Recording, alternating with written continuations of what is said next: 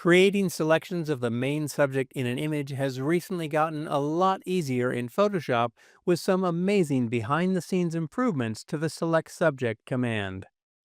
Hi, I'm Sean Duggan with the Adobe Learn team. Let's take a look at how you can use Select Subject to automatically select the main subject in an image, even if it has complex and intricate edges. Let's begin with a simple example. In this file, I have two layers.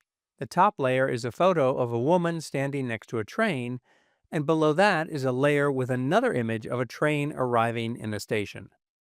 I want to use this more colorful and dynamic photo as a new background, and the first step is to select the woman on the top layer. I'll click on that layer to make sure that it's active in the Layers panel. The easiest way to access Select Subject is in the Contextual Task Bar. Now, if you don't see the Contextual Task Bar, go to the Window menu and select it to make it visible.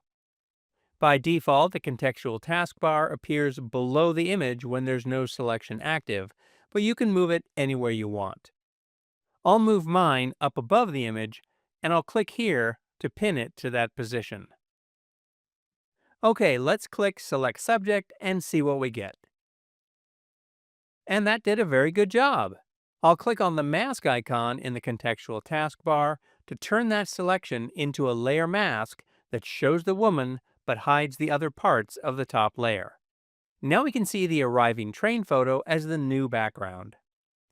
In the layer mask for the top layer, the area that was not selected is filled with black, and black on a layer mask hides the corresponding image area on the masked layer. Before we get to the next example, let's take a quick look at the Photoshop preferences and an important setting that determines how Select Subject works. On a Mac, I'll go to the Photoshop menu and choose Settings, and then Image Processing. On Windows, you'll find this in the Edit menu. The default image processing for Select Subject is Cloud. This will provide better results, but depending on the speed of your internet connection, it could take a bit longer. If you don't have internet access, you can choose to set this to Device.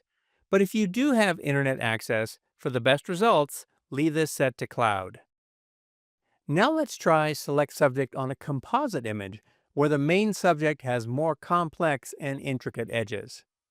The top layer is the primary subject, a photo of a bicycle on the shore of a lake.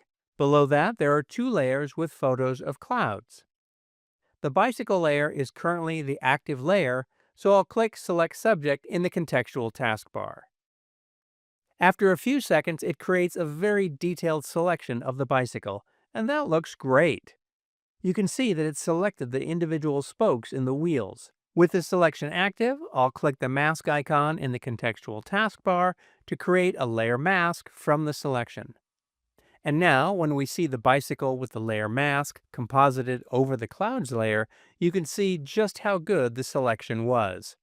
The thin spokes in the bike wheels are clearly defined, and if I Option or Alt-click on the thumbnail of the layer mask in the Layers panel, you can really see the detail of what Select Subject created. If I zoom in for a closer look, you can see that there are a few areas where the edges of the spokes are a bit soft, but that's because in the original photo, the background detail behind some of the spokes is very close in tone and contrast to the spokes themselves, or there are bright highlights reflecting off the spokes. But overall, Select Subject has done an incredible job with this complicated subject. I'll Option or Alt-click on the layer mask thumbnail again to return to the main image view. As a final touch, I'll reorder the layer stack and place the foreground clouds layer above the bicycle layer. I've already added a simple layer mask to this layer to create the effect of the bicycle in the clouds. And that looks great. And the real star of the show is the amazingly detailed and accurate mask for the bike that I was able to create using Select Subject. Whenever you need to select the main element in an image, Select Subject is a great place to start, and it can really help speed up your processing workflow. Give it a try on some of your own photos.